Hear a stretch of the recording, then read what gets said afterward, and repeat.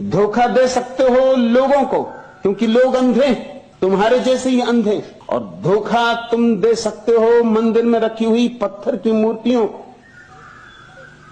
धोखा तुम दे सकते हो कागज पर लिखी गई किताबों को, लेकिन मौत को धोखा न दे सकोगे। और जब मौत द्वार पर दस्तक देगी तब बहुत पछताओ, बहुत बहुत पछताओ, क्योंकि फिर क्षण भर का भी अवसर न बचेगा। कहीं रहीम क्यों मानी है, एक बात पक्की समझ लेना। रहीम कहते कि जब मौत के दूत तुम्हारे द्वार पर खड़े हो जाएंगे तो तुम्हारी धोखाधड़ी की पूजा प्रार्थना को नहीं मानेंगे। मौत को तो केवल वही जीत पाता है जो अपने भीतर के अमृत को जान लेता है, और उसी अमृत का नाम राम। या कहो रहीम, या कहो रहमान, या कहो अल्लाह, कुछ फर्क नहीं पड़ता।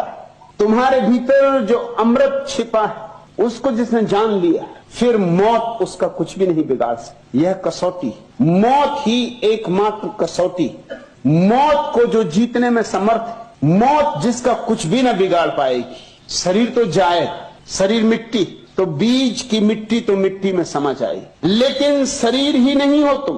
बीज सिर्फ बीज ही नहीं, उसके भीतर आकाश के फूल भी छिपे। जिसने अपने भीतर के फूल की खिलावट देख ली, जिसने भीतर के कमल को खिलते देख लिया, उस सहस्त्रदल कमल की जिसे आभा मिल गई, फिर मौत उसका कुछ भी नहीं बिगाड़ सकती। मौत उसके पास भी नहीं फटक सकती, बिगाड़ना तो दूर। जिसके भीतर का दिया जल गया, क्या उसके पास अंधेरा आ सकता है? मृत्यु तो अंधकार है। चूंकि तुम्हारा भीतर का दिया नहीं जला है, इसलिए तुम्हें अंधकार घेर लेता है। घेरे ही हुए, दिया जला कि अंधकार गया। इस दिए जलाने को ही रहीम ने राम नाम कहा है। अपने भीतर के राम को पहचानो, अपने भीतर के शाश्वत से परिचय करो, अपने भीतर के अनंत से पहचान बनाओ।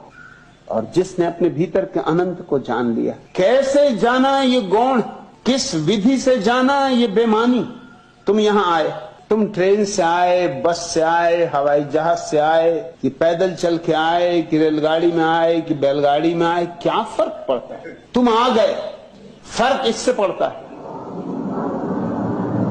अपने भीतर के शाश्वत को जानना है।